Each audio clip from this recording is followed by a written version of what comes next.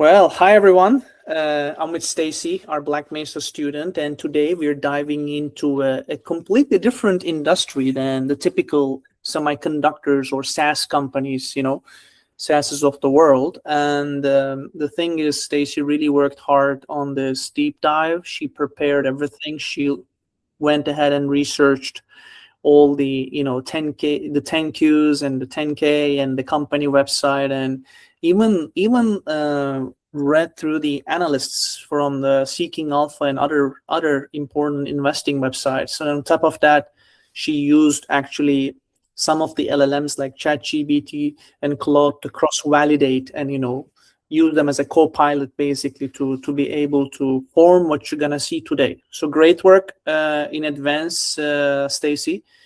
And so why don't you get us started with the name of the company? That would be Estée Lauder. All right, so start us from the beginning, please. All right.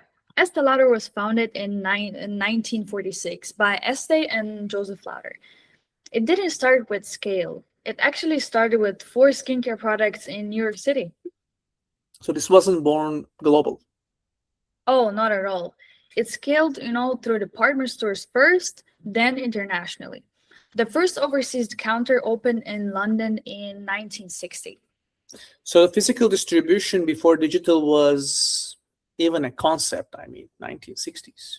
Yeah, exactly. And that foundation mattered when the company expanded later. And fast forward to today. Over $15.6 billion in revenue, operations in plus 150 countries, strong presence in Amazon, for example, and more than 20 prestige beauty brands. 150 plus countries. That is like how many countries out there, right? So probably about 200. All right, that's kind of powerful. And as you noticed, it's not a one brand strategy, like as you said, but rather a portfolio of one executed over decades. Can we say that? Yeah, we can completely say that. And now moving on to the mission statement, let's slow down a bit here because their mission sounds simple, but I believe it's deliberate. Yeah, it is. And, bringing the best to everyone we touch and being the best in everything we do. That's a very high bar. Yeah, and intentionally vague, on purpose. How do you mean? It allows consistency across skincare, makeup, fragrance, luxury, and mass prestige. So the mission isn't about products. No, not exactly. It's actually about standards, quality, experience, execution, regardless of category. That explains how they manage so many brands without diluting their identity, right? Exactly. Different aesthetics, same expectations. Okay, now let's talk vision. Okay, so their vision is about inspiring and empowering individuals to embrace their beauty and express themselves confidently. This is important. They're not defining beauty here. Yeah, they're rather enabling it. Big difference, yeah. I think such positioning allows them to just stay relevant across culture, generations, and trends. Agreed, and moreover, strategically, it keeps them out of the fashion traps. Yeah, exactly. Confidence skills better than trends. Mhm. And now, this is where the company really shows its DNA, don't you think? 100%. First, highest aesthetic standards. Mhm. This is non-negotiable in luxury. This. Yeah, agreed. Product design, packaging, formulation, branding, everything signals premium. All right, next. Second is generosity of spirit. That's a rare language for a corporation. Yeah, well, and we can say it's intentional. Meaning, Meaning things like philanthropy, employee programs, community impact, this reinforces long-term brand trust. all right, third, Third is respect for the individual. say more. Diversity, for example. Estée Lauder really believes diversity is a creative input. Okay, cool. Next. Fourth is ethics and integrity. Yeah, basically responsible and sustainable growth, in other Yeah, words. exactly. Then Mhm. there's fearless persistence. This is the founder DNA. True, Estée Lauder believes success was earned through repetition, discipline, and just showing up, not luck. Totally agreed. And finally, uncompromising quality. I mean, which explains why consumers stay really loyal to this brand for decades, right? The company. Oh, 100%. You don't buy Estée Lauder brand because they're new. You buy them because they never disappoint. Hmm. So when you step back, Estee Lauder is, the way you explained it as well, a brand architecture company that is built on standards, quality, patience, and consistency. Can we say that? Yeah, we can absolutely say that. And, And we can, trust to come and go, right? Because at the end of the day, what really stays is the trust, and trust definitely compounds. yeah, and you can say that Estée Lauder has been compounding for nearly 80 years. True. All right, so now we get a little bit more concrete. What does Estee Lauder actually sell? I think that's what we want to answer. And you put together a very nice slide here. So, and tell us also, where does the money come from? Absolutely. So Estee Lauder operates across four major segments, but they don't contribute equally. Good. So let's start with the backbone of the business. Yeah, absolutely. So skincare is the largest segment by far. It accounts for about 50.7% of total revenue, which is roughly $7.9 billion. It's basically half the company. Yeah, exactly. Brands like Estee Lauder, La Mer, and Clinique drive this. And, strategically, skincare is a different beast. Yeah, higher repeat purchases, daily usage, and stronger loyalty. That's why it's not just the biggest segment, it's the most stable one. And this is where the predictability comes from, because it's quite stable. Yeah, agreed. So next is makeup, contributing 28.6% or about $4.5 billion. Still massive, but I would say structurally different. Yeah, exactly. Brands like MAC, Bobbi Brown, and Too Faced dominate here. More trend sensitive, right? Yeah, higher volatility, but also faster upside, when trends hit. So makeup brings growth bursts, basically, Yeah, rather than the stability that we're discussing. yeah, So about growth bursts. yep. So then we have fragrance around 15.9% or $2.5 billion. It's smaller share, but interesting economics. Yeah, very. Fragrance has strong margins and emotional brand power. Yeah, Joe Malone, you have Le Labo, Tom Ford. These aren't impulse buys for sure. Yeah, exactly. Lower frequency, higher prestige, strong gifting behavior. Yeah, strong gifting behavior indeed. So then we have hair care and other categories together make up the remaining 4 to 5%. Yeah, I would say it's small but intentional. What they have brands like Aveda and Bumble, right? They support diversification and not scale. Yeah, And to be honest, also optionality. It brings optionality to the business without the overexposure, yeah, agreed. right? So when you look at this pie chart, which is a nice chart here, what's the real story? What can you tell us? That the company is anchored by skincare, accelerated by makeup, and premium boosted by fragrance. Wow. Anchored by skincare, accelerated by makeup, and premium boosted. I like the way you put it. Very interesting. All right. They have like different roles. And also, it comes with different risk profiles. Yeah, exactly. This makes, smooths the revenue cycle and protects the net income. Absolutely, they build balance, right, in a way, and And they and also also. let the portfolio, yeah, do the work. Yeah, exactly.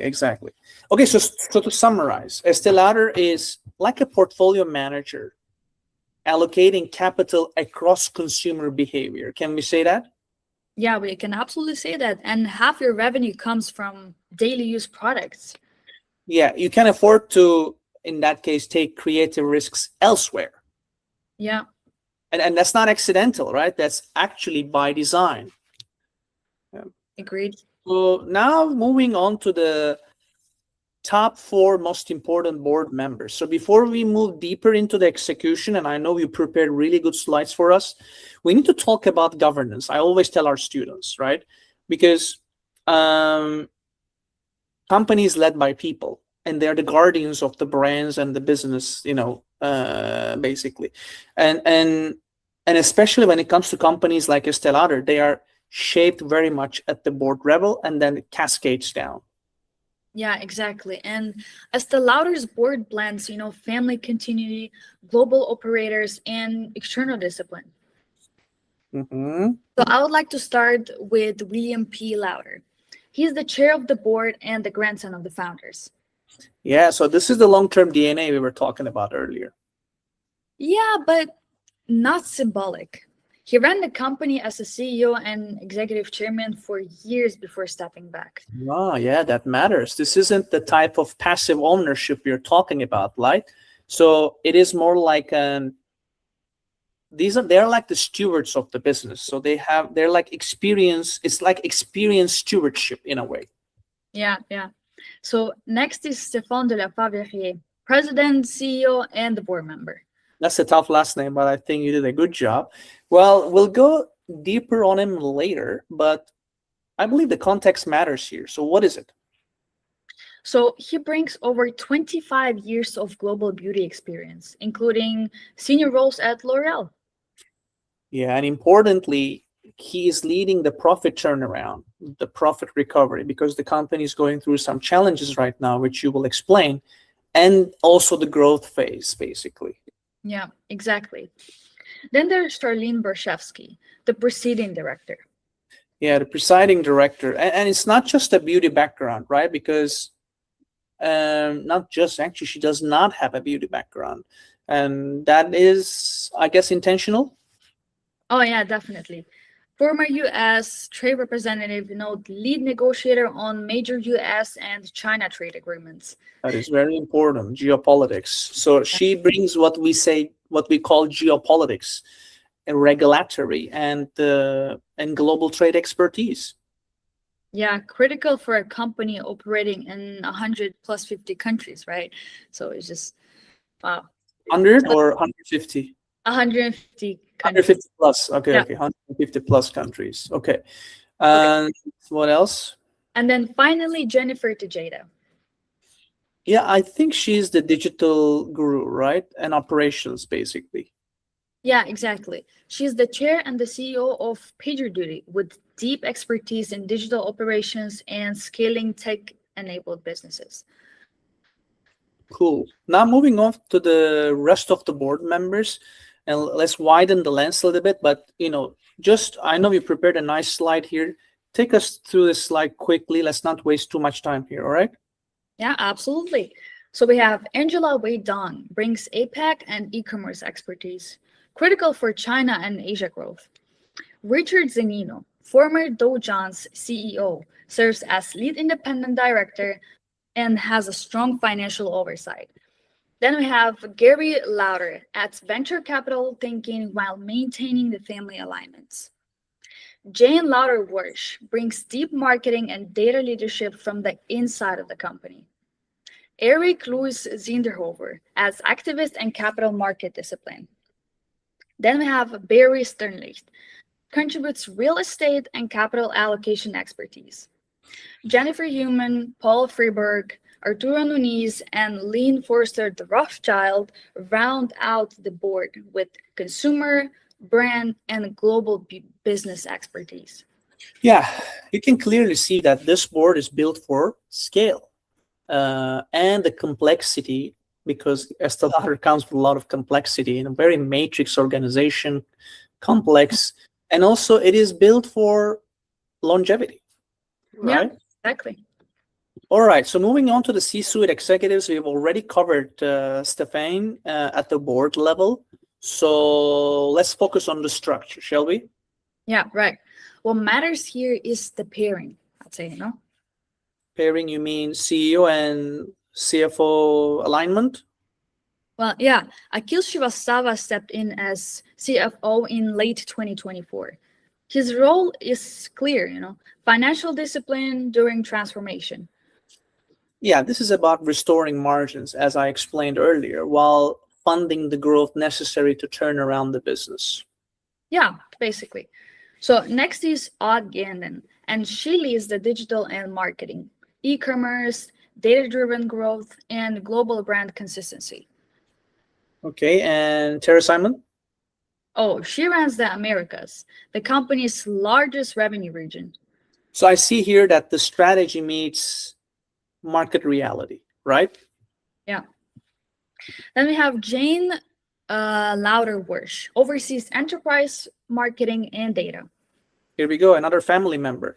This is Yeah. also personalization at scale, I would say. Yeah, exactly.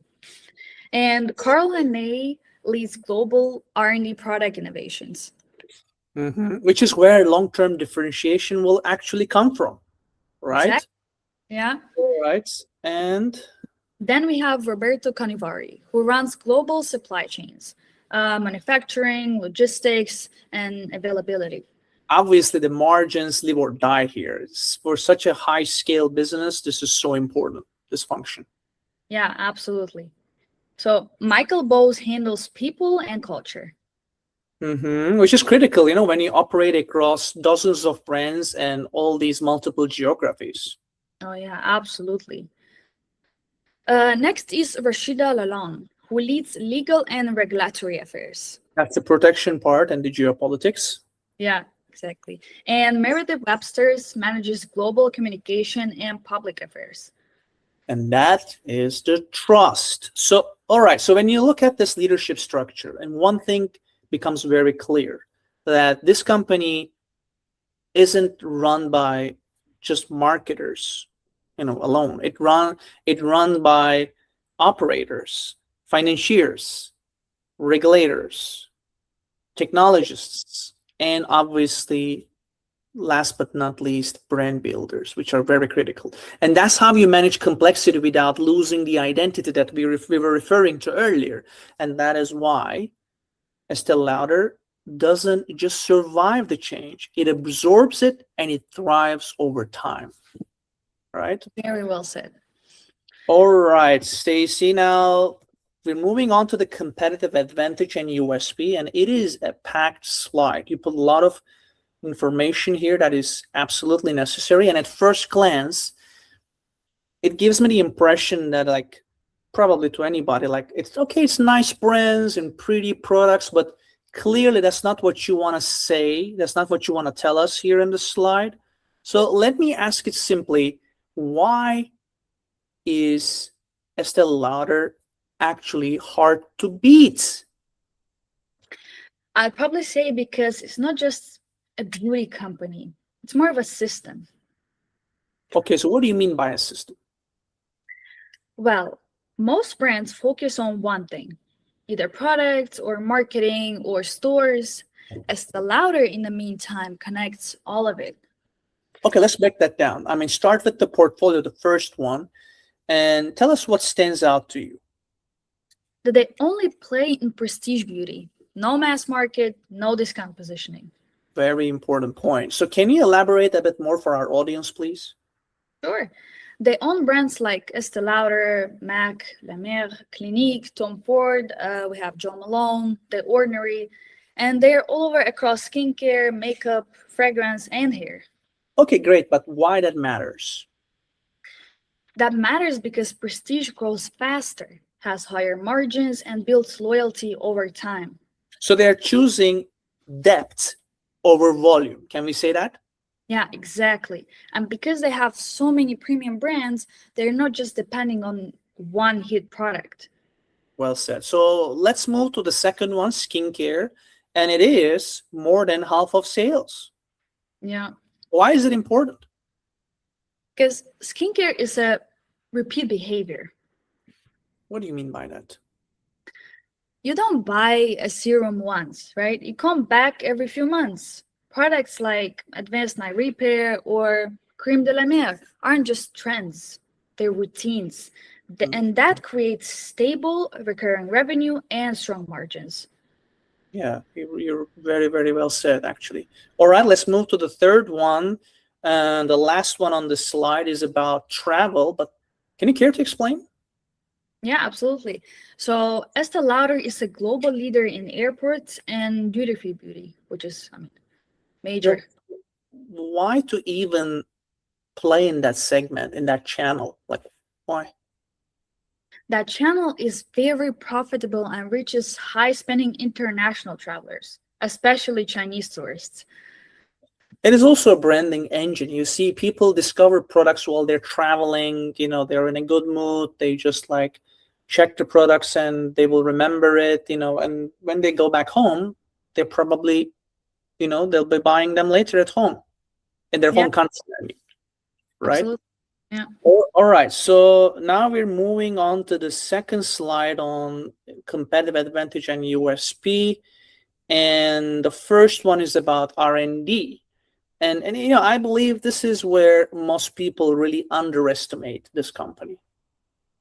Yeah, I would say so too, yeah.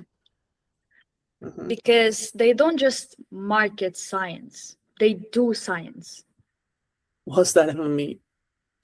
They have R&D centers in the US, Belgium, Japan, and China, focusing on dermatology, biotechnology, and sustainable ingredients.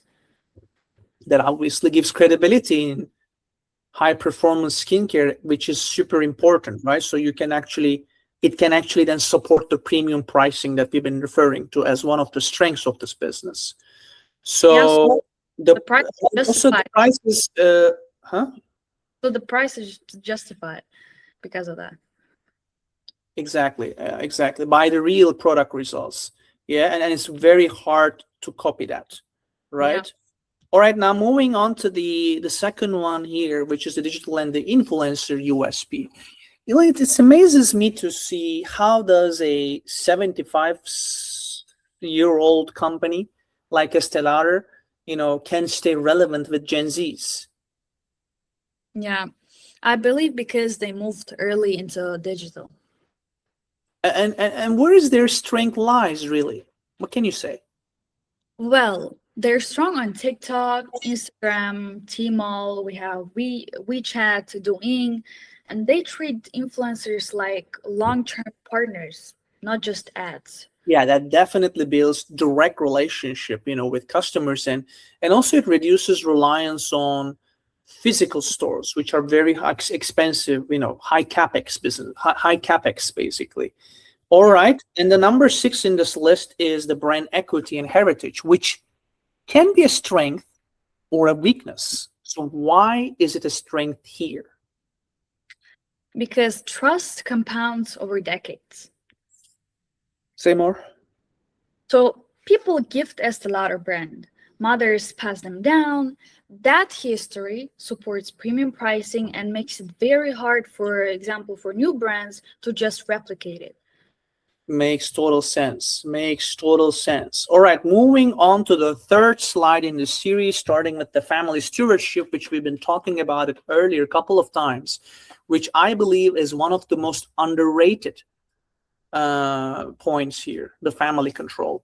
Yeah, certainly. The Lauder's family still holds around 35% of voting control.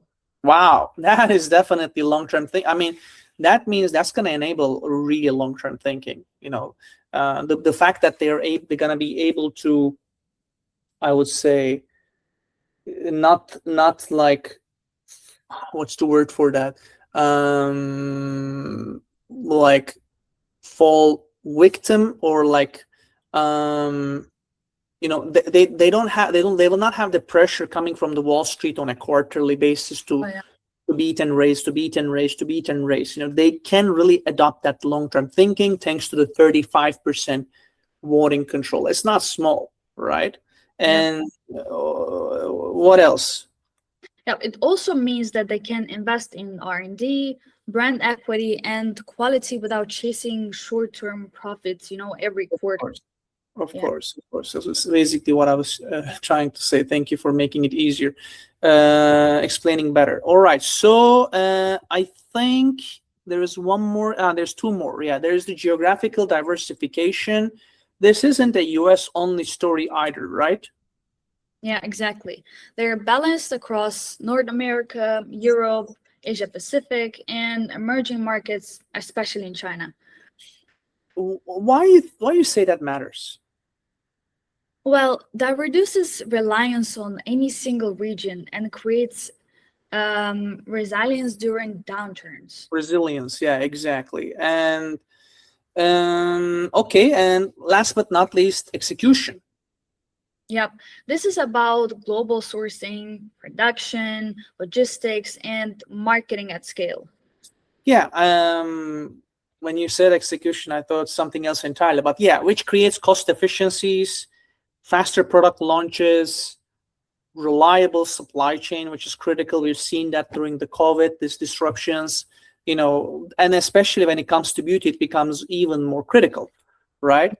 So bring it together for us, Stacey, because there were a lot of things we discussed now. So why Estée Lauder wins? Because why, in your opinion?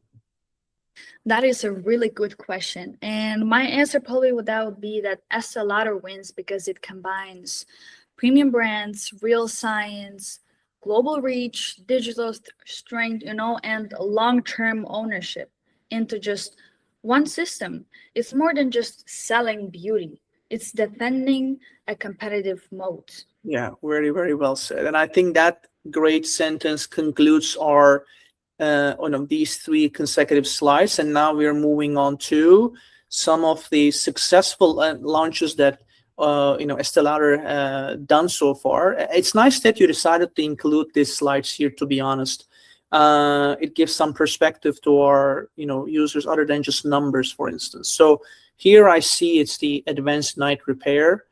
Yeah, sounds impressive, but companies relaunch these products all the time. I worked in a couple of them, like Johnson & Johnson, Unilever. We did that all the time. So why is this one special? I mean, can you please give us some perspective?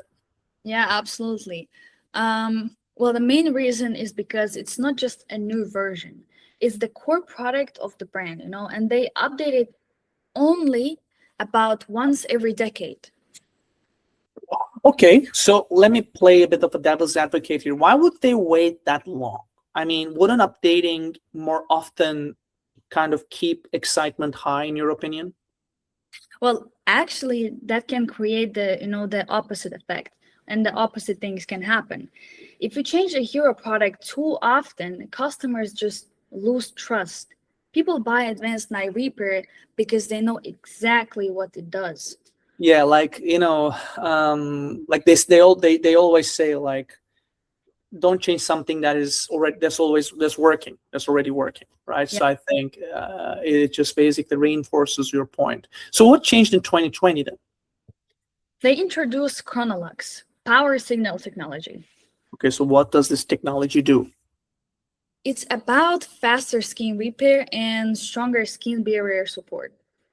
Well, I'm always skeptical for these claims, but okay, so let's go with it. So you mentioned barrier support. I mean, that is, I guess, a popular skincare term.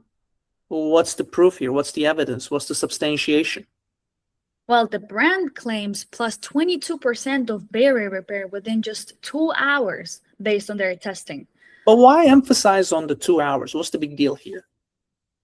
Because consumers like immediate results, saying better skin eventually isn't convincing enough. So saying within 2 hours makes it feel just incredible.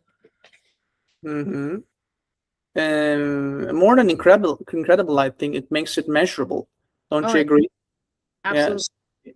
Okay, now moving on to the numbers. Here I see some numbers. It says 22 bottles per minute. That's a big claim. I mean, what does that tell us about the business?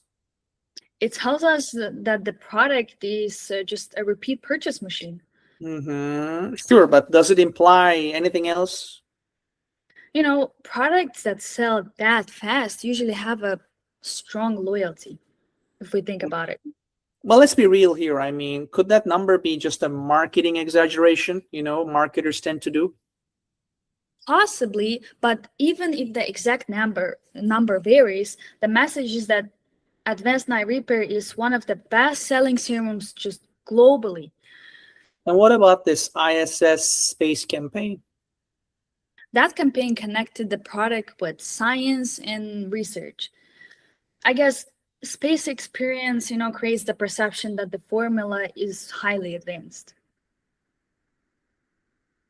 Space experiments. Okay. So what's the real business lesson here? Like, just to summarize.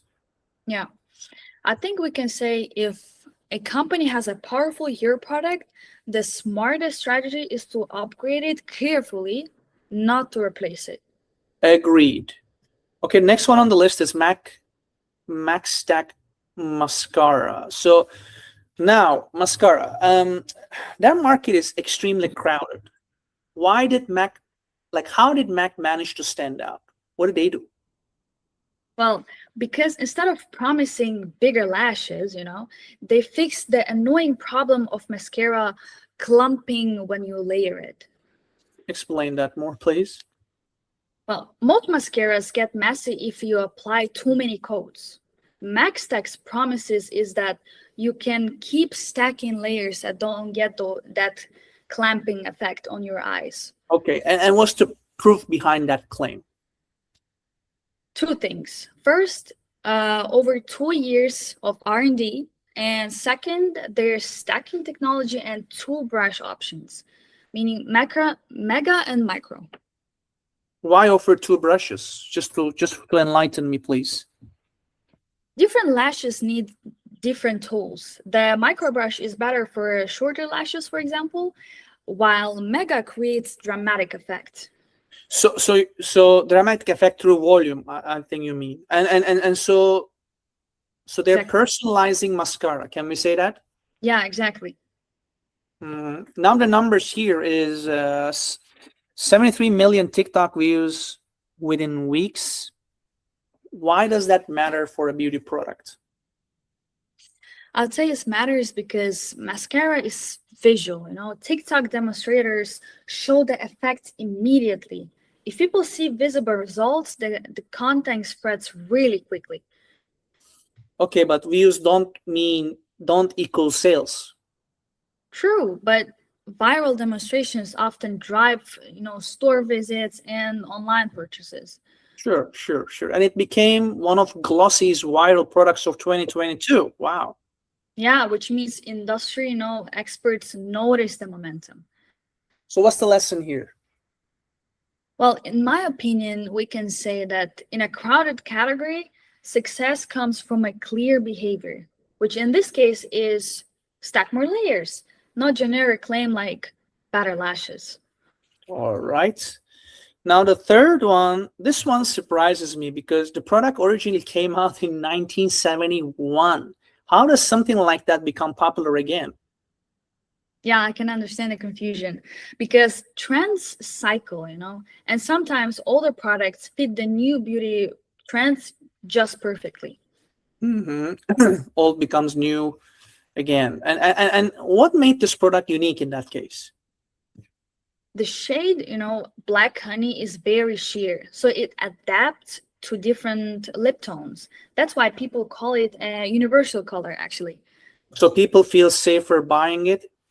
Yes, it's a low risk, even if you're unsure about the color, it usually looks flattering. Okay, and now the numbers. The slide says it sold out repeatedly in 2021. Yeah, that happened after TikTok creators started recommending it on the platform. And the Clinique reports about 7 units per minute. Wow. Yeah, that shows the viral moment turned into somewhat sustained demand. And the hashtag Black Honey reached over 1 billion with a B TikTok views by 2024. Yeah, such high scale of visibility makes the product popular and culturally relevant all over again. So what did Clinique actually do right here? I'll probably say that they didn't redesign the product. They simply let the internet just rediscover it and kept the product simply ready. Oh, amazing. Yeah. So I guess sometimes this grand innovation is not really necessary. Yeah, exactly. Estée Lauder recognized the trend early. That what mattered, increased the supply and amplified the momentum instead of redesigning the product.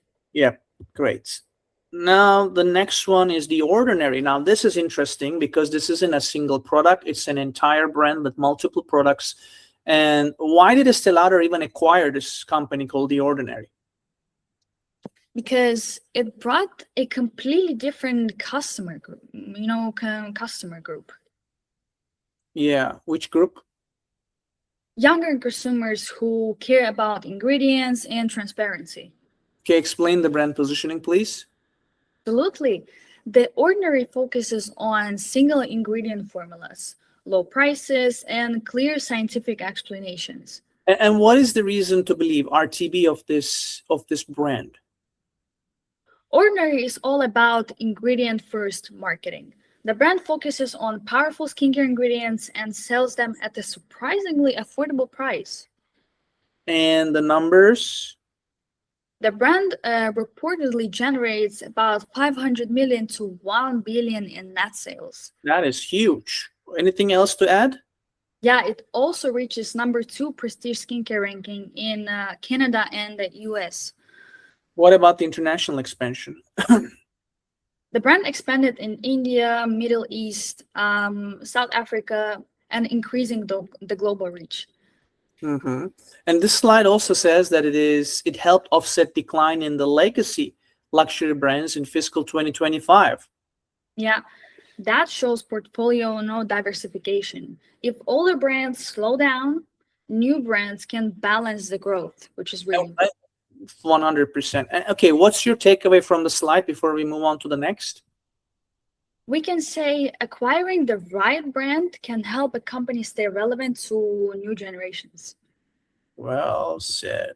Okay, next one on the list is Le Labo. I think Le Labo is a very different animal altogether from the previous brands, right? Why would Estée Lauder want a niche fragrance house? What's the rationale here? Because niche fragrances often have strong identity and higher margins. Okay, and explain now Le Labo's positioning, please. Sure. Le Labo has minimalistic packaging, handcrafted blending, and iconic scent like Santal 33. Okay, fine, but what makes the brand so defensible and it has a defensible mode? So how? I would say mostly three things: craftsmanship, personalization, and storytelling. Customers feel that they're buying something unique. Makes sense. And now the numbers, please. I mean, the slide says strong double-digit growth in fiscal 2025. Yeah, that means that the brand is growing faster than many traditional fragrance brands. And it nearly doubled in APAC in 2024, basically. Yeah, which is really important because Asia is one of the fastest growing beauty markets. Yeah, this slide also mentions that Le Labo helped offset another offsetting story here, and the fragrance declines in older brands like currently Pleasures and Beautiful. Yeah, which shows the importance of having new brands to replace aging demand. Mm-hmm. So before we close, what is the strategic takeaway from Le Labo? Luxury companies need both heritage brands and fresh niche brands to stay culturally relevant, basically. Yeah, I think you can say that. Yeah. All right, moving on to the next slide. This is a very interesting slide, which is, I think, about some of the successful executions, strategic executions of the company. And the first one is global brand expansion. So I guess this slide says Estée Lauder's strategy was, and still, acquiring brands like MAC, La Mer, Joe Malone, Tom Ford, and The Ordinary. So some people actually criticize companies that are growing inorganically, which, through acquisitions, Yeah. instead of growing organically. And why would this strategy work in the case of Estée Lauder, you think? Because in my opinion, they're not buying these brands just for the revenue. They're buying them to be able to serve different consumer segments. Okay, so they're filling the gaps in their consumer segments so that they can, their products can cater to all the large consumer segments. That's nice. But explain it in your own words, please. Yeah, so each brand serves a different type of customer, right? For example, La Mer targets ultra luxury skincare, while The Ordinary attracts younger, price-sensitive consumers. And the company becomes less dependent on one trend. Is that what you're saying? Yeah, exactly. If one category slows down, another brand in the portfolio just can still grow. Can compensate. Yeah, it's a great balance. So looking at the chart on the right, I love this chart, what you put together here. We see so many acquisitions since 1993. Why is this long timeline important in your opinion? It shows the strategy is consistent. Estée Lauder didn't suddenly start buying brands. They built their portfolio step by step over decades. It's what they're good at, you know. Yeah, it wasn't done overnight, right? So some other naysayers believe like this can be replicated by a newbie that fast. It's not that easy. Of course, there's some new companies like Elf emerging, but yeah, it's not that easy to really replicate this success because it's a product of decades of resilience, decades of consistent execution and acquisition strategy. But these acquisitions can also fail. What makes this approach successful? Well, as we learned in our class, Estée Lauder already has a strong global distribution and retail relationship. So when they acquire a brand, they can scale it internationally. And deploy it immediately. So the success here isn't just buying brands, right? Right. The success is growing the brand after the acquisition. Yeah, this slide also says that this gave Estée Lauder access to luxury beauty, clean beauty, and younger markets globally, right? Yeah, and instead of relying on one customer group, they built a portfolio that covers multiple generations and price levels. Okay, so taking a step back, what is the strategic lesson here before we move on? A strong, diversified portfolio protects a company from shifts in customer taste.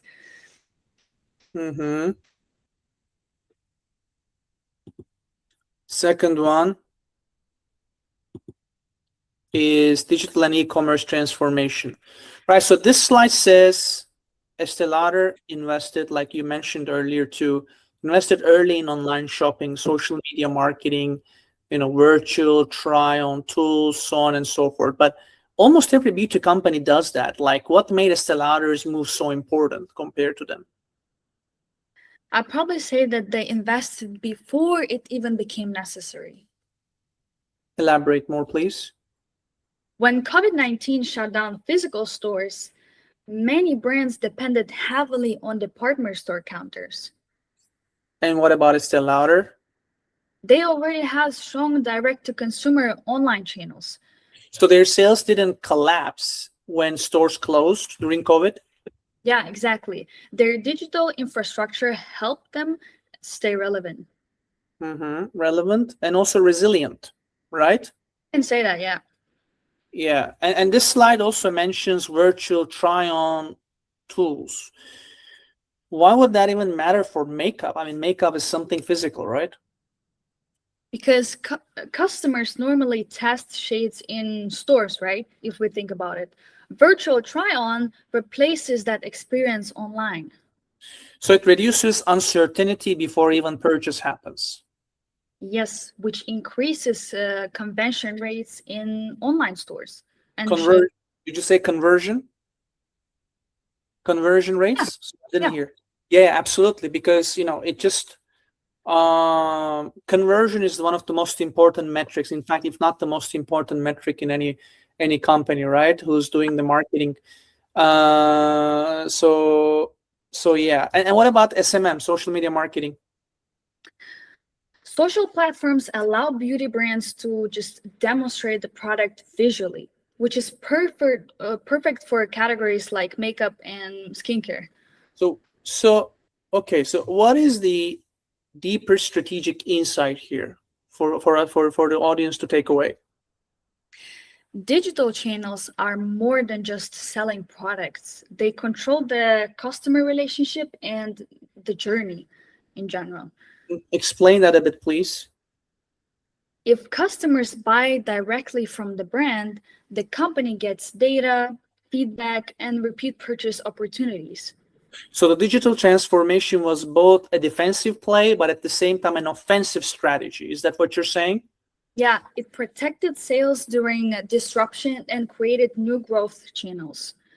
Mm-hmm. Okay, very good. Now we're moving on to the third execution, which is skincare centric focusing on especially in Asia Pacific, APAC. Why skincare instead of makeup, for example? Skincare usually has a higher repeat purchases. Explain. People use skincare daily, right? Cleansers, serums, moisturizers. That creates predictable demand. I love that. While makeup can be, you're saying, a bit more occasional.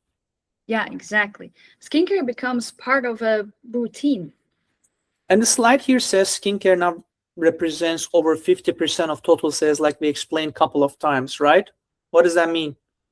Yeah, that means skincare is the largest revenue driven for the company, the revenue driver for the Yeah. company. And which brands lead this growth?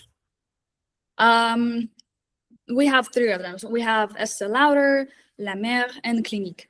And why focus particularly on APAC? We keep saying APAC. Yeah, because skincare culture is extremely strong in that region, especially in markets like China, South Korea, and Japan. Meaning consumers there spend more on skincare products and innovation? Yeah, and they often adopt new skincare technologies earlier than Western markets. So focusing on skincare also means focusing on regions where demand is the strongest. So that's a smart strategy, I think. Yeah, exactly. But also concentrating on one category can be risky. I mean, what if skincare trends suddenly change? What are you going to do? Well, that's why the company still maintains brands in makeup, fragrance, and other categories. So the strategy is what? About prioritizing the strongest ones? Yes, it's about investing more where the growth and margins are the highest. Okay, so what's the final lesson in the slide? A company grows faster when it identifies the category that has the strongest competitive advantage and doubles down on it. Good, good. Okay, now shifting gears and we are moving on to the competitors. Okay, I love that you put here some competitor slides. And obviously, we're going to start with the Guerlain and what founded in 1828 in Paris. It's almost 2 centuries ago, Jesus. So, Yeah, Stacey, why does heritage matter? Like, especially so much in the world of luxury. because luxury brands sell story and prestige in addition to the product itself. Explain that. Sure. For example, if a perfume house has existed for almost 200 years, right? Consumers assume craftsmanship and quality. That's just first that comes to mind. And this slide says Guerlain is part of LVMH, whose perfumes and obviously cosmetic division generated about 8.4 billion with a B in 2024. So why is being inside the LVMH so important in your opinion? Because LVMH provides things like distribution power, marketing with scale, as well as things like access to retail. Meaning Guerlain doesn't operate alone? Yeah, exactly. It benefits from LVMH's global luxury ecosystem. So the slide also mentions like fragrance, fragrance lines like Aqua Allegoria and L'Art and La Matière. Why are these fragrance collections important? They are important because they allow the brand to launch multiple scents under one concept, which helps customers be engaged. So instead of one perfume, they create a family of fragrances, which increases repeat purchases. all the repeat purchases. And the strengths mentioned here, selective distribution. Why limit where products are sold? Why selective? Because exclusivity maintains the premium pricing and the brand prestige. Oh, that's very interesting. So okay, what's the final strategic takeaway here? Well, luxury brands protect their image by controlling where people can buy their products. Wow, big words. All right, moving on to Shiseido. So founded in 1872 in Tokyo, that makes it one of the oldest beauty companies in Asia. Why does that matter strategically? Because it gives Shiseido deep credibility in Asian skincare markets. And this slide shows almost a 1 trillion in revenue. Wow, about in dollar terms is almost $7 billion, but also it's declining 4.3%. So should we worry about that decline? Not necessarily, no. The company is currently restructuring to improve profitability. Meaning they're prioritizing efficiency over pure growth, pure top line growth. Yeah. Sometimes, as we studied in our classes, companies shrink temporarily to become stronger in the long term. Indeed. And the slide mentions core brands like Shiseido, NARS, Clos de Peu, I'm sure I butchered it. Why focus on fewer brands? Because, as we always say, concentrating resources can really improve marketing impact and profitability. Indeed. There's also a strategy called Next. What again? Hold on. Next, brands with potential to reach 100 billion in sales. What does that mean? I didn't understand exactly. Well, it means Shiseido is trying to develop the next generation of booster brands. Blockbuster brands. Yeah. And the strength lies in strong presence in Japan and select international markets. That's what it says. Yeah, especially in Asia, where skincare innovations is highly valued. So what's their key competitive advantage? Just explain us, please. We can simply say that Shiseido combines Japanese skincare expertise with global beauty brands. All right. Moving on to L'Oreal, a very well-known brand globally. And this is the biggest competitor, obviously. So revenue was about 44 billion euros in 2024. That's roughly 47 billion US dollars. So Stacey, that's almost an order of magnitude larger than many competitors that we've discussed. Why? How? Well, because L'Oreal operates across mass, luxury, dermatology, and professional beauty. Meaning they cover almost every B2 segment. Exactly, yeah. And this slide lists like core brands like L'Oreal Paris, Garnier, Maybelline. What type of segment is that? Those are mass market brands sold globally at accessible prices. Once we see, in the supermarket, for example. Okay. So we see brands like then Lancome, Kiehl's, Vichy, La Roche-Posay. So these what? Those belong to prestige or dermatological skincare categories. Which you can find mostly like in pharmacies or beauty shops, right? All right. Also, this slide mentions YSL Beauty, Armani Beauty, Prada Beauty. What about those? Those are luxury fragrance and cosmetic brands. So, what is then L'Oreal's strength? This is the diversification. Yes, if one segment slows down, another segment can still grow. Yep. And this slide also shows 28% sales, or 28% of sales come from e-commerce. Wow. Yeah, which is quite strong and shows how advanced their digital infrastructure actually is. Okay, so what's the strategic lesson here before we move forward? Scale and diversification makes L'Oreal extremely difficult to compete against. And they're covering all the beauty segments. Yes. Okay, the next one on the list is Coty. And their stock price has been suffering lately. And they founded in 1904 in Paris, revenue around 6 billion in 2024, though I think the latest information you have here, 2024. And Stacey, Coty focuses heavily on prestige fragrances. Why fragrances? Because fragrances often have higher margins and strong brand loyalty. Okay, and the slide also lists brands like Burberry, Hugo Boss, Calvin Klein. Are these Coty brands? Because there's like to sound like individual brands. They're licensed brands. Oh, explain that, please. Coty produces and sells the fragrance, but the fashion house owns the brand name. So Coty benefits from the fashion brand's prestige. Yeah, exactly. Okay. Slide also lists mass brands like CoverGirl, Rimmel, Max Factor. Yeah, that's Coty's consumer beauty segment. Meaning they compete in both prestige and mass markets, yeah? Yes, which again creates diversification. Okay. And also it mentions improving operating margins and sustainability initiatives. Yep, because those efforts help improve profitability and brand reputation. Okay, so what's Coty's strategy?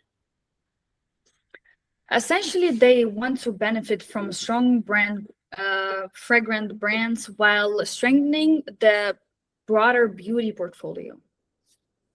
Okay. Now the next one is e.l.f. Very different competitor here, founded in 2004 in California. Much younger than the others, obviously, and revenue is supposed to be about 1.3 billion 2025. So why is e.l.f. interesting? Because they succeed with a completely different strategy, affordable beauty. So meaning they compete on price rather than prestige? Yes, but we can say good quality and an affordable price. They're also very strong with digital marketing and social media engagement. Yeah, 100%. And the slide says their focus is cruelty-free, vegan, and accessible products. Why those things matter? Because younger consumers really care more about ethical and sustainable beauty products. And the slide also mentions strong e-commerce and retailer partnerships. Yes, that allows them to scale quickly without heavy investment in luxury branding. And they recently acquired Rhode, a prestige skincare brand, right? Why would a mass brand do that? Why to buy this prestige? What are they doing? To obviously expand into higher margin premium categories. Okay. Which is a really smart move. So even affordable brands want access to prestige markets, right? Yeah, exactly. All right. They go about it in a different way, though. So what is the competitive lesson from e.l.f. in this case? Bottom line, a brand can grow very fast by combining low prices, strong digital marketing, and social media influence, as long as their product quality is good. Okay, good. Now moving on to some numbers. So This is what, let's look at this chart. I see three regions here. EMEA, 39%, 6 billion. APAC, 31%, around 4.9 billion. Americas, 29%, around 4.6 billion. So what is your first reaction in this slide when you finalized it? Well, the business is well balanced. Not a single region is dominating. Good, but what does that matter? Well, it matters because it reduces risk. If one region slows down, the other can stabilize overall performance. Exactly. Now let's go a bit deeper. Which region is actually the most important here, in your opinion? I would say EMEA because it's the largest at 39.3%. Numerically, that is correct. But what about strategically? I'd say Asia Pacific because it has the biggest upside. Good. Elaborate more on that, please. Even though APAC is smaller than EMEA, it's more growth sensitive, especially due to China. Okay. Let's start with the Americas here, which is 29.3%. The slide says this region is more stable. Why is it more stable? Because of strong digital and specialty channels. Translate that into business impact, please. Sales are less dependent on department stores, which are declining. Exactly. So what's the significance of Clinique, for example, launching on Amazon Premium Beauty? It shows Estée Lauder is willing to go where the customer is, even if that's Amazon. Isn't Amazon risky for a premium brand? Yes, but the premium brand section allowed them to keep control over branding and pricing. And what's the real strategy here? They are shifting from traditional retail to omni-channel to stay relevant. Yeah, the omni-channel, the famous word. All right, moving on to EMEA, biggest region as we discussed. The slide says the modest growth though. Why not high growth? Why modest? Because it's a mature market. Meaning? Most customers already use premium brands products, so growth is slower. But margins are still strong. Why? Because of luxury pricing power, especially in fragrances. Okay, and the slide mentions tourism recovery. Why is tourism important? Luxury beauty is often bought while traveling, especially in airports and duty-free stores. As we discussed, yeah. So even geography connects to travel behavior. Can we say that? Yes, absolutely. Revenue isn't just local consumption, it's also global movement of consumers. So what role does EMEA play, in your opinion, in the portfolio? It's the profit engine. It's stable, it has a high margin, and it's reliable. Okay, now we move on to the tricky one, Asia Pacific, APAC, with a 31.3% share. What is the key concern here? I would say overexposure to China. I knew you would say that. And what happened in China? Weak consumer demand and decline in travel retail. It's been all over the news in the past 2 years.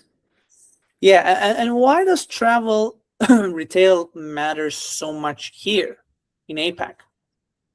Because Chinese consumers often buy beauty, and luxury goods abroad, especially in duty free. Okay, the same story. So when the travel obviously slows, Sales drop significantly.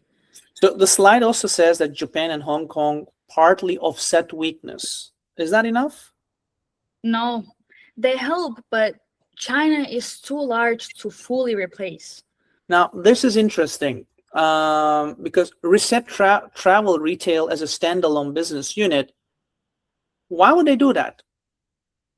Because it's just too important and complex to treat it as just another channel.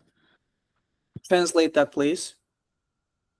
They want a dedicated strategy, team, and accountability for travel retail. So they can track it. Yeah, absolutely. So let's take a step back. And if you were the CEO of this company, right, which region would you worry about the most? I would say Asia Pacific Why? because it has the highest growth potential, but also the highest volatility. And which region would you rely on? EMEA for stable profits, definitely. And Americas? A traditional story, moving from traditional retail to digital. Digital and omni-channel. Yes. All right. So, all right. So before we jump into the numbers, we are now moving on to the financials, right? Great slide, by the way. I want you to tell me the story of this company from 2022 and 2024. Very high level, high picture, okay? Sure thing. We can say that 2022 was strong, definitely.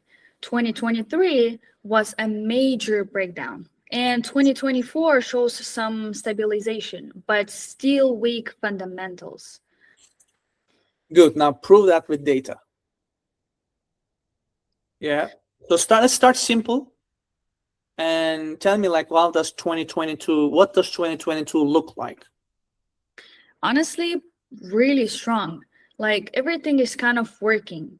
Revenue at 17.7 billion dollars, gross margin at 75.7%, net margins at 13.5%, free cash flow at 2 billion and around 4 billion cash on hand. Okay, so So they're generating a lot of cash and they already have cash, which means even though they have $5 billion in debt, it doesn't feel scary yet why yet?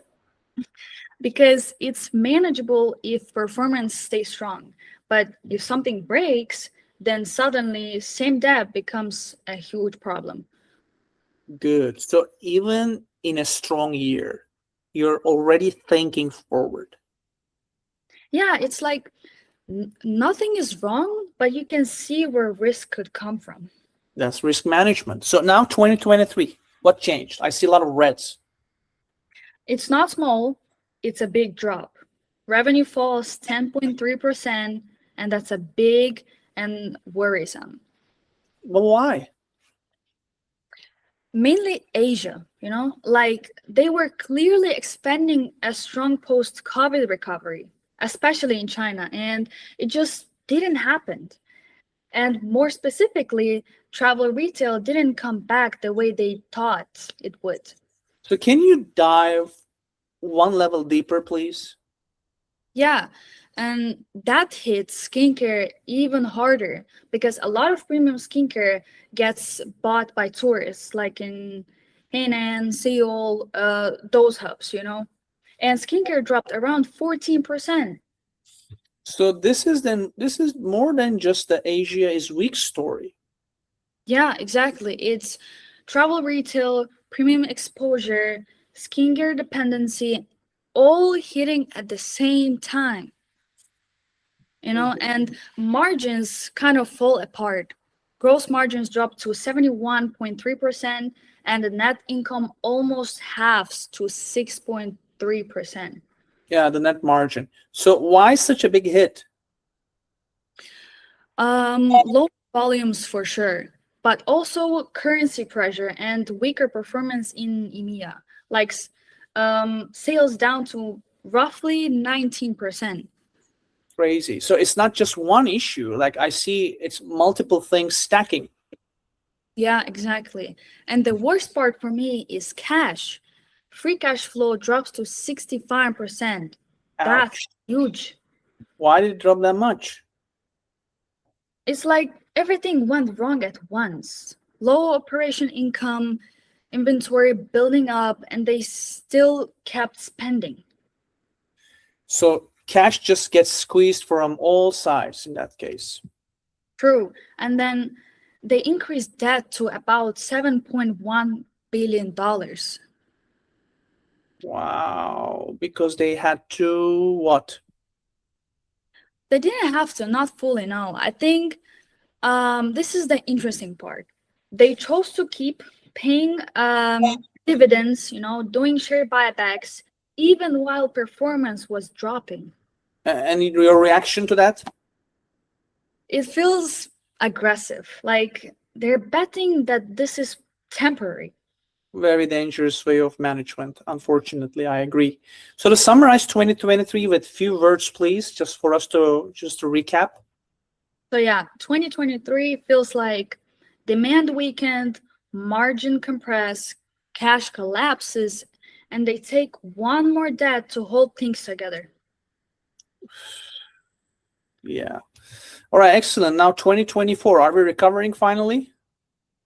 I'd say stabilizing, not yet recovering. No, Yeah. revenue So, is still down 1.9%. So mhm. technically better, but still negative. I was going to ask, why not bouncing back? Why is not bouncing? Because Asia is still weak. Like the recovery just isn't happening fast enough. Okay. Well, and what else caught your eye? Anything else?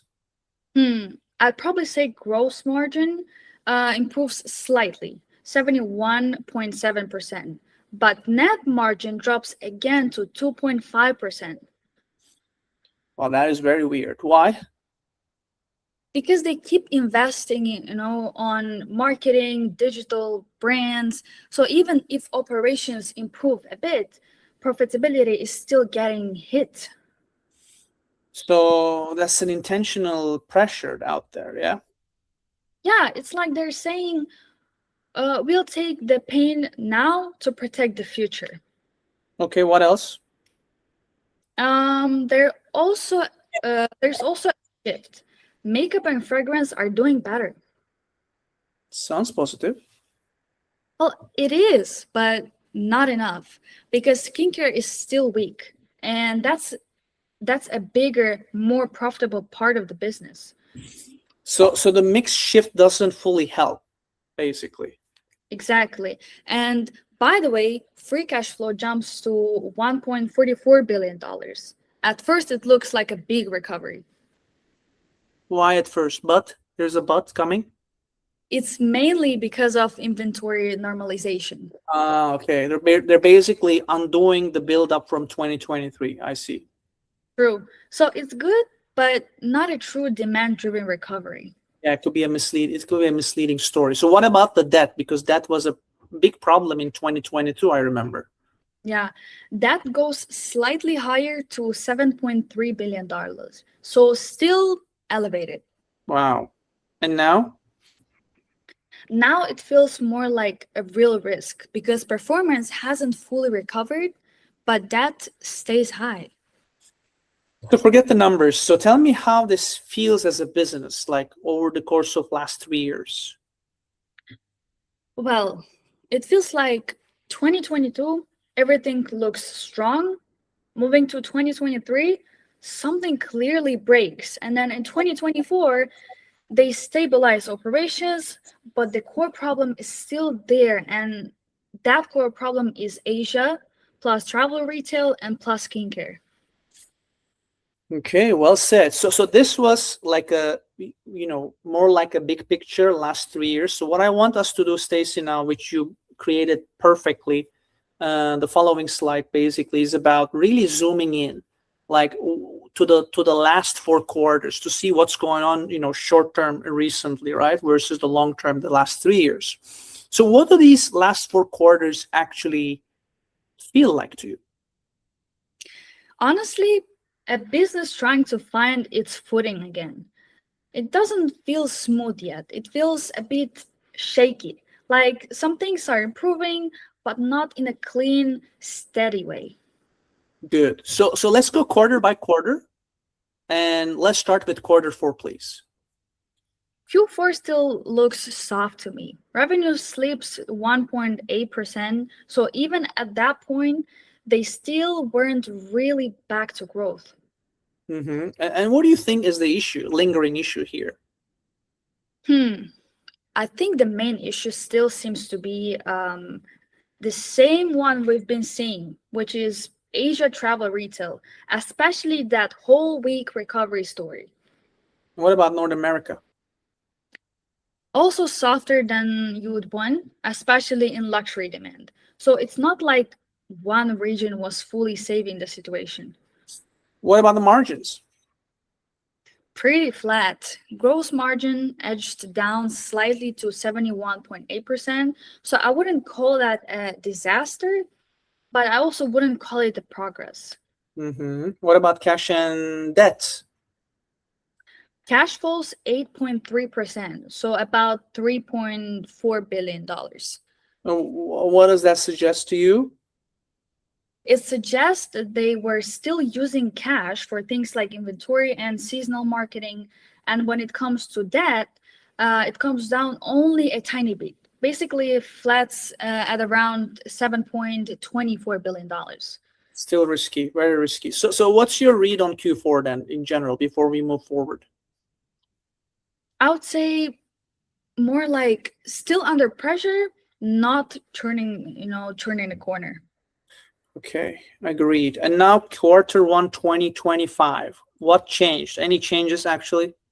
Oh, it actually gets uglier. Revenue drops 13.2% quarter on quarter to $3.36 billion. Is that alarming or is just seasonal? Partly seasonal because post-holiday quarters are usually weaker, but still, it feels too sharp to completely dismiss. Especially since the slide also mentioned cautious wholesale orders in your summary. That tells me retailers weren't exactly confident. Yeah, exactly. And gross margins actually improved though. Yeah, a bit, up to 72.4%. But the problem is, even with that, net margin is still negative, 4.6%. So the better gross margin did not solve the business's problems. Yeah, exactly. Because restructuring and transition costs were still dragging them down. Yeah, that's clear. And what about the free cash flow? Oof, that's the ugly part. It swings to negative 811 million dollars. $811 million. But what does that usually mean to you? That the business is still absorbing pressure. Cash is going out, not coming in. And what about the cash on hand? Any changes to that? Ooh, down hard. 30.8% to about $2.35 billion. Yeah, some parts are really terrible. So what does Q1 like? So what does Q1 feel like? Like the weakest point in the sequence. Yeah, I can't argue with that. Now Q2, does it finally get better? Yes, this is the first quarter where I actually feel some relief. Revenue rebounds at 19.1% quarter on quarter to just over $4 billion. And what's driving that? Partly holiday timing, but also Asia travel retail returning somewhat, plus stronger skincare and fragrance. So for the first time, the business gets some help from the categories and region that has been hurting it, right? But I wouldn't call it like exact recovery, but there's just some signs of hope and improvement there, right? Yeah, exactly. Gross margin also jumps. Yeah, to 76.1%, which is a big move. Like, why such a strong jump? What happened? The mix got better, more premium brands like La Mer and Joe Malone, plus better cost control. So it's not just more sales. You're talking about it's also better sales, right? Yeah, true. What about the free cash flow? Is it still negative? Yeah, I see a big rebound at $925 million, up 214%. Wow. Now, does that feel real? More real than the previous quarter, yeah. Because now you got the revenue up, margins up, and cash flow up at the same time. That's a much healthier combination. Let's see if they can sustain it. What about cash and debt? Cash rises back to about $2.59 billion, up 10%, and that ticks down slightly around 7.28 billion. So finally, the balance sheet pressure eases just a little bit. Yeah, because the cash is going up, but the debt level is still significant. So I wouldn't call it really easing, but yeah. So if you step back and look at all the 4 quarters together, right? What do you really see? How you can summarize it for our audience? Maybe think a little bit on that. Absolutely. I see a business that was still weak in Q4, got worse in Q1, and then finally had a meaningful rebound at Q2. So the trend is improving, but it's not smooth enough yet to call it fully fixed. Yeah, I wouldn't even call it yet. It's turning around. It's just initial signs of hope. Too early to call it, but yeah. So and why wouldn't we want to call it a full recovery? Just for our audience to understand. Yeah, because one better quarter doesn't erase the instability before it. And Well, also, some of the rebounds still demands on things they don't fully control, like Asia demand and travel retail. it's not like, they're trying to control what they can control, right? Yeah. They're trying to manage, but the rest is they can only react to it, right? So Yeah. so what matters more here, in your opinion, the rebound itself or the fact that it takes this long, or it took this long, basically? Probably the second one, because the rebounds is encouraging, but the slowness reminds you how exposed they still are. Agreed. All right, Stacey. Now we're moving into SWOT analysis, right? Strengths, weaknesses, opportunities, and threats. And I don't want us to do all this reading. You already did a tremendous job listing all this here. Everyone can see the slide. They can pause it. They can take a screenshot of it. So what's the one thing this SWOT is really telling you? What kind of captured your attention while you're doing this slide? That is a strong company, but very exposed. Good. Exposed to what? Mostly Asia and premium demand cycles.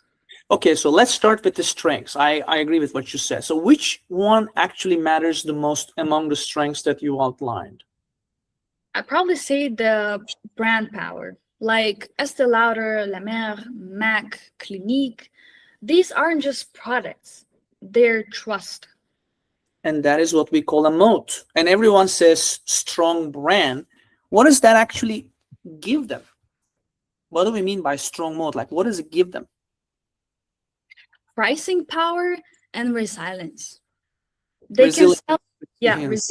Learn how to pronounce that word. So Yeah. it's across a lot. All right. Yeah. They can sell expensive product without competing on price. Yeah, exactly. Pricing power is so important. And what else? I'd say their skincare portfolio is their most profitable category and historically their growth engine. Well, we just said skincare dropped, so Yeah, which is exactly why it matters so much. If that weakens, the whole company feels it. what about the distribution? Huge advantage. They're everywhere. Travel retail, department stores, online. So when demand is strong, they scale fast. And when the demand is weak? Then that same network becomes expensive to maintain. Okay, now moving on to weaknesses. What's the one you're actually worried about the most? The dependence on Asia, especially China and Korea. We've already seen what happened when that slows. Yeah, I would say it even dropped Korea now. It's China. So it's not theoretical. It's actually already hit them, right? Yeah, exactly. And what else feels important here? Their cost structure, premium branding, heavy marketing, physical retail. It makes them less flexible when revenue drops. Yeah, so high fixed cost, as we learned in our classes. Yeah, they just can't adjust quickly. course. And makeup lagging, big deal or not? Yeah, I think it definitely matters because if skincare shows and makeup isn't strong enough, they don't have a second engine to just compensate. Opportunities equals, sounds nice, but realistic. Yeah, I mean, opportunities always sound good, but which one is actually realistic?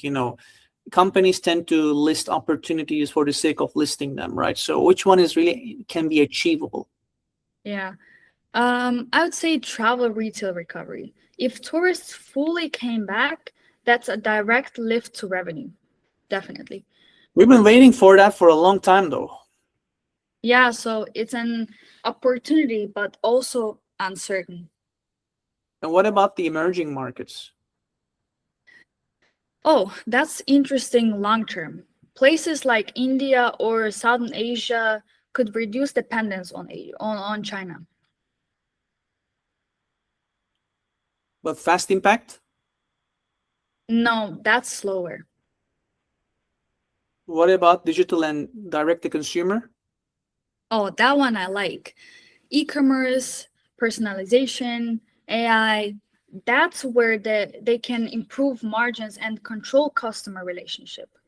Okay, now moving on to threats. What can really damage this business if it happens, like from the list that you provided? A global slowdown because this is still a premium company. People cut luxury spending first. What about competition? Very real. L'Oreal, Shiseido, Coty, plus indie brands coming really fast, especially, in clean beauty and digital first brands. What about consumer trends? That's actually big. Consumers are shifting towards clean beauty, indie brands, more transparency, and that plays directly into brands like The Ordinary, not always their legacy brand.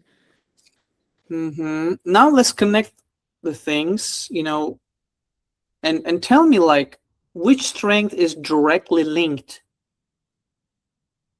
to a weakness. I know Mm, it's a tough question, but like see whatever you can say. okay, so I would say skincare. It's both their biggest strength, but then their biggest weakness at the same time. 100%. Give me another one. Try to think of another one. Mm, Global distribution. Great when demand is strong, but expensive and risky when demand drops. Mm-hmm. Yeah, I understand. I agree. I would say China is a third one. Also there's geopolitical risks that can affect it as well.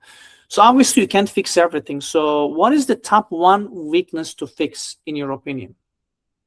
Definitely reduce dependence on China, on Asia. Yeah, and China. And top one opportunity to focus on in your opinion?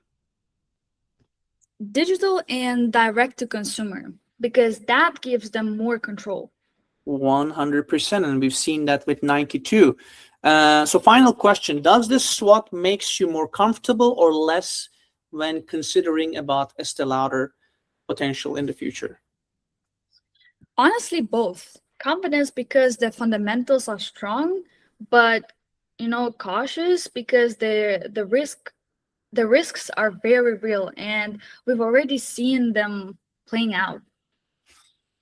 All right, so good. We talked about products so far, strategy, mission, vision, geography, breakdown, financial, SWOT, but none of this really reaches the customer, right? Unless the advertising works. It's very important when you're so large. Now, I want to shift gears a little and look at how Estee Lauder and its brands actually communicate with their consumers. Not just whether the ads look nice and polished, but what they're really doing psychologically and strategically. And that's the job of the marketing team and the brand team that we were discussing, right? Very important. So starting with the you prepared very nice successful advertising one pagers, which is amazing. So let's start with the double wear. And when you look at this campaign, as first look, right? It Yeah. feels pretty simple. Women go through their day, the makeup stays put, end of story, right? And what do you think is the real reason this works, in your own words? I think it works because it doesn't overcomplicate the promise. They're basically saying your makeup will still look good later. And honestly, that's what a lot of people actually care about with foundation. So it's not, is this artistic or is this revolutionary, right? It's Yeah, just true, that, can I trust it? true. Okay, so you think the ad is less about beauty and more about dependability? Yeah, exactly. It turns foundation into something practical, almost like a tool, you know? The product becomes part of getting through your day without worrying. And the line that says wear confidence, does this work for you, or is this a bit generic? Oh, it definitely works because I think it works in a way that it just ties up, ties it to a real situation. Elaborate more, please. I mean, if they just wrote confidence on a static ad, it would feel vague. But when they show work, commitment, heat, nightlife, the confidence becomes specific. It means your face will still look fine at the end of all of that. Yeah, and the media strategy here is what? TV, YouTube, short edits, retailer placements.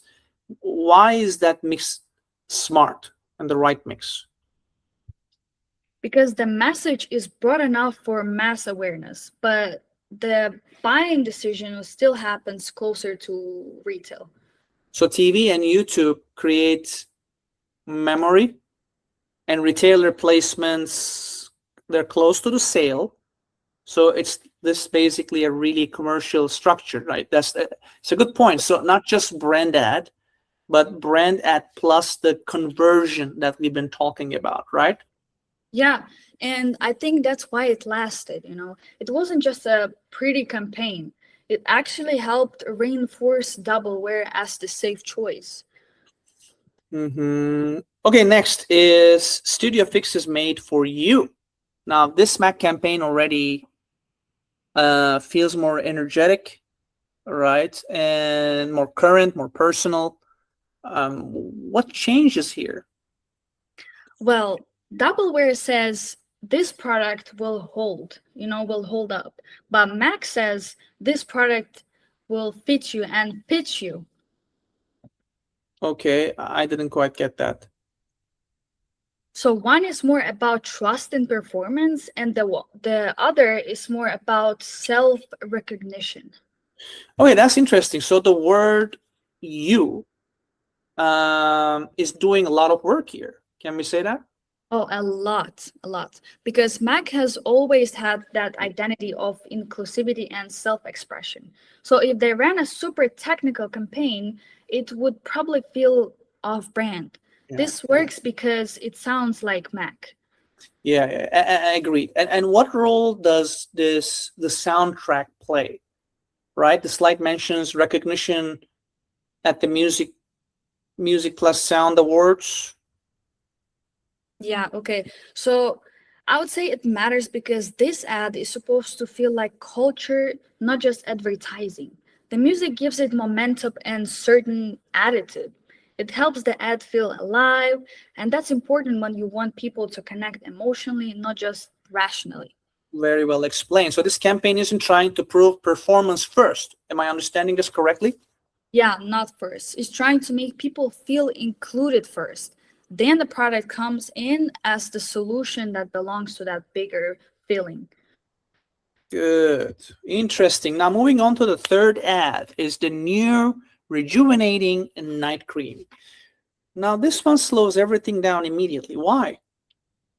Because La Mer can just look rushed. What do you mean exactly? The thing is, If a luxury skincare ad feels too fast or too pushy, it starts to feel less luxurious. The Uh-huh. pace itself is a part of a brand positioning. Very interesting take. Wow. Hmm. So even the rhythm is doing strategic work, is what you're telling me? Yeah, it's creating a mood that says this is special, expensive, and worth taking seriously. Yeah. I mean, the interesting thing here is that it's still very science heavy product, right? So what marine, retinol, alternative complex, MRA3, visible aging claims. So how are they balancing science and luxury? I think they let the visuals do the luxury and the copy do the science, you know. The ocean, the texture, the film quality, that all creates desire. Then the claims justify the price. It's like they know they need both. Well, you could be a great marketer when you graduate. So yeah, and YouTube hero videos specifically, right?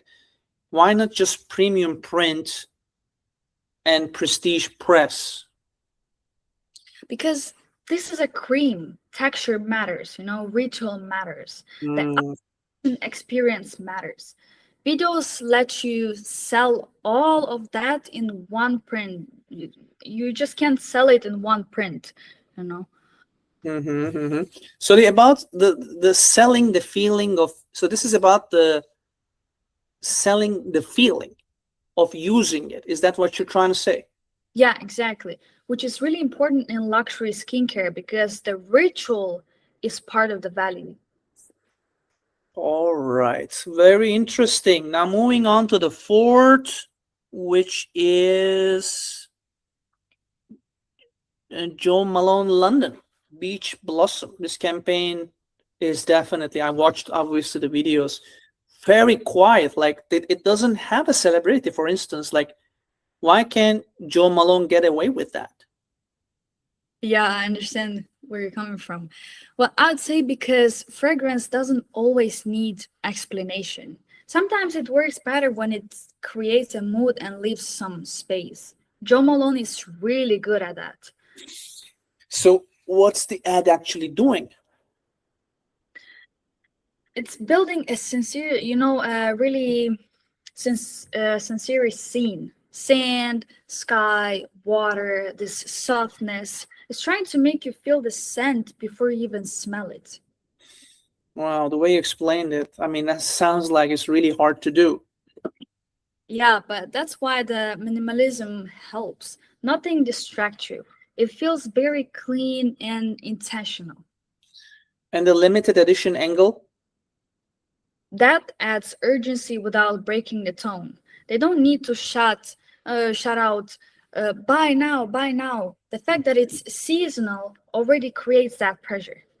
So the ad works because it makes the fragrance feel both beautiful and temporary.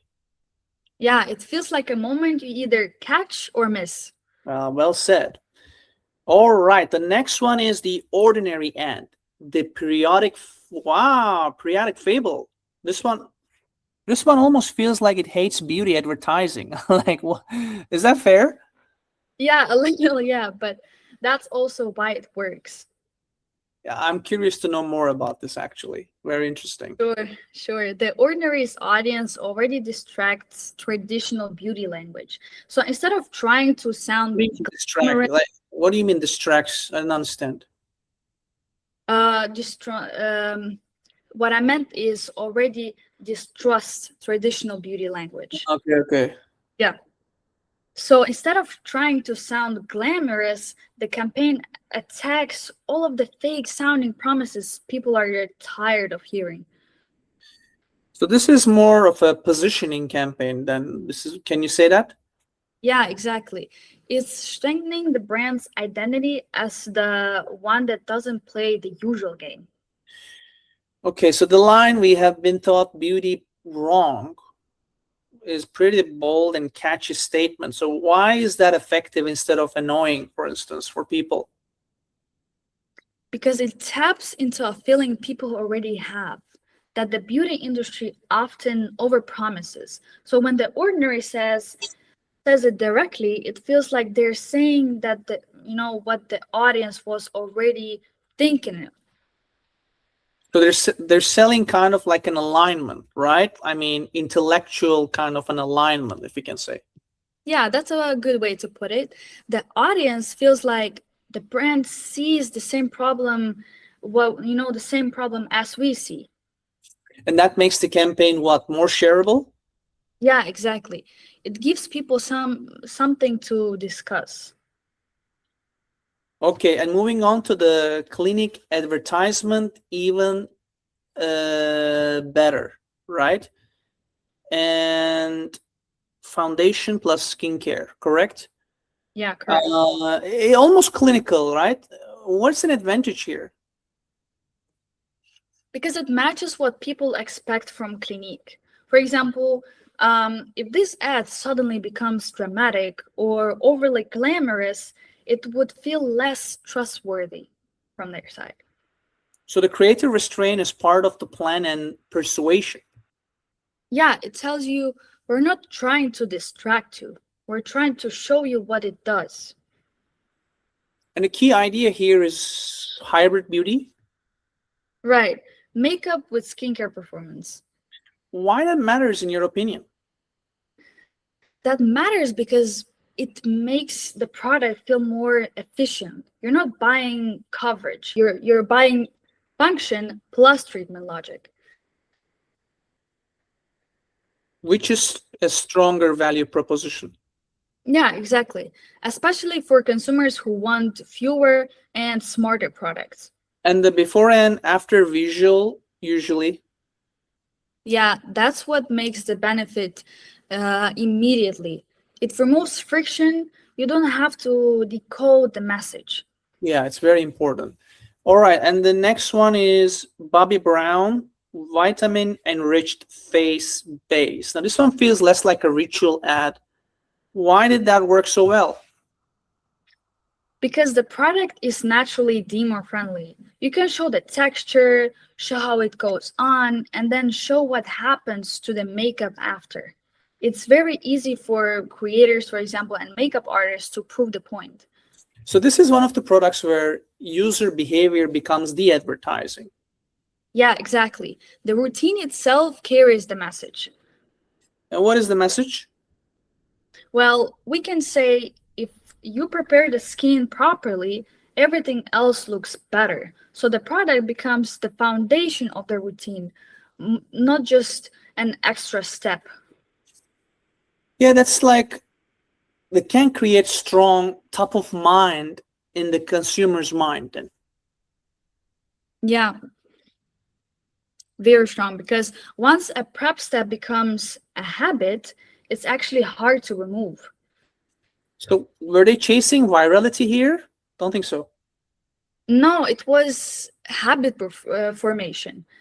Virality helped it get discovered, but routine usage is what made it durable. Okay, and lastly, we have here advanced night repair, beauty sleep dupe. Okay, and this dupe culture usually belongs to, cheaper, trendier brands, right? Why would Estée Lauder borrows this language? Because it lets them enter the conversation with younger consumers, and younger consumers that are already having that they already have. Mm-hmm. Meaning? They don't say we are a dupe. They flip the idea. They use the language, but they redirect it towards sleep and skin recovery. So it feels current, but still premium. And what do you think about Kirsten Bell? Oh, I think it was a smart choice. She's recognizable, but not intimidating. She brings warmth, and people relate to her. Which makes the campaign less polished and more believable as a result. So Yeah. what's the real appeal here? It connects a luxury product to a very ordinary problem, being tired. That's why it lands. It starts with a real human condition. And that helps repositioning, you know, advanced night repair for younger audiences, you're saying. Yeah, absolutely. And without damaging its hero status. How so?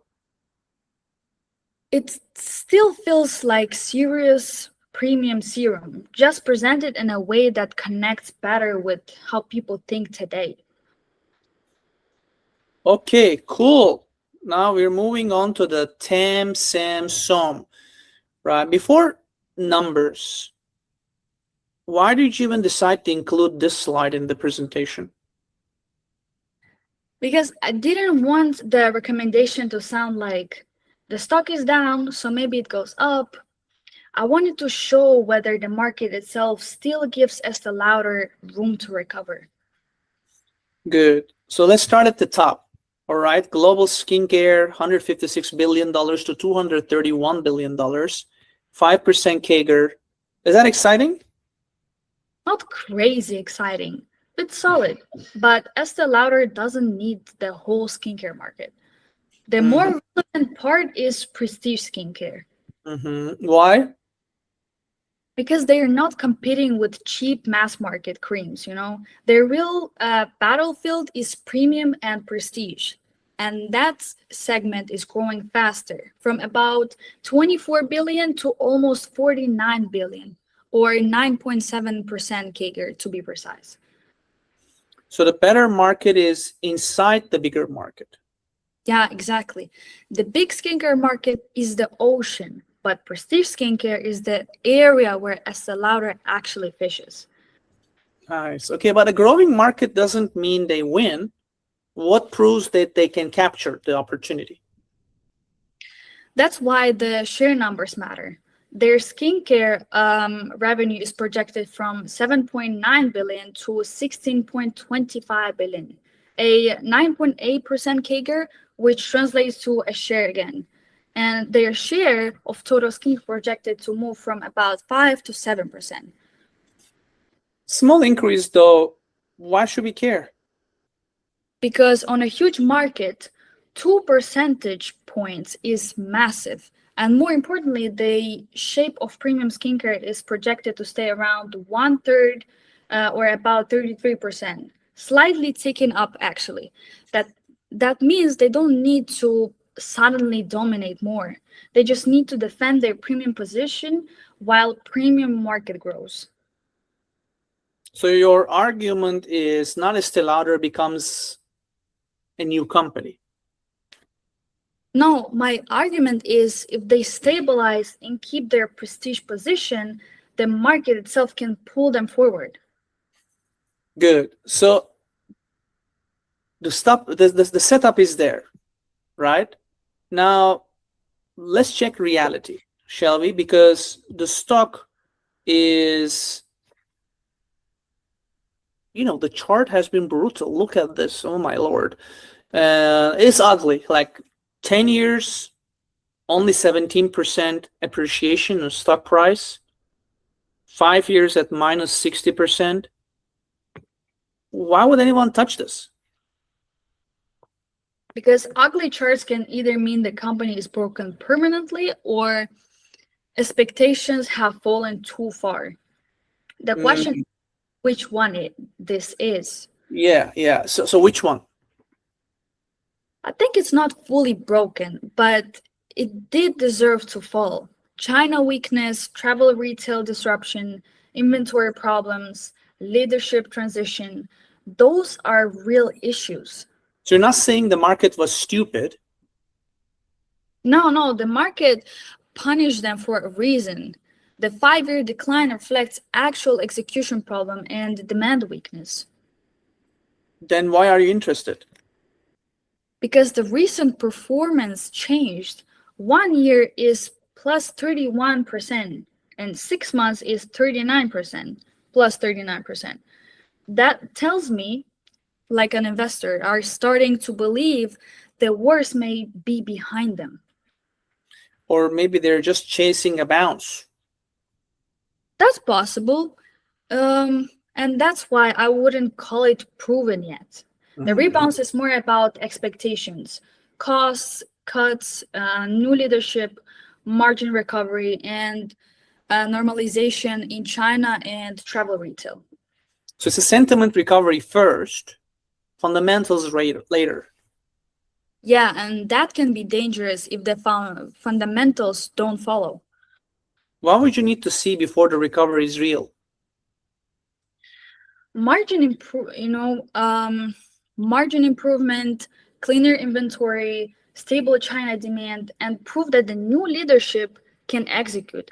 Without those, the stock can look cheap and still be a trap. And that is the important line. Cheap is not enough. Exactly. Cheap plus improving execution is what makes it interesting.